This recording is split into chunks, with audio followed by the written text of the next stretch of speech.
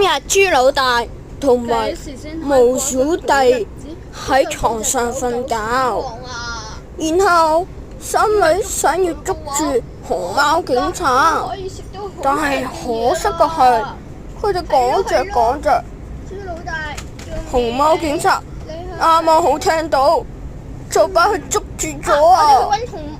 不過豬老大見到即刻就跑走咗。不過熊貓警察唔悔顯弱，即刻把佢捉住咗啦。唔知喎，又諗諗，要唔要做啲事件，特意讓佢嚟捉我哋？咁咪橡筋咪捉住咗咯。你哋兩位講嘅嘢我都聽到啦。你哋係欺負唔到佢噶。佢已經有個保鏢啦。咩話？佢有保鏢？咁好，我哋會唔會夜會有個事情？係啊，你哋要坐監啊！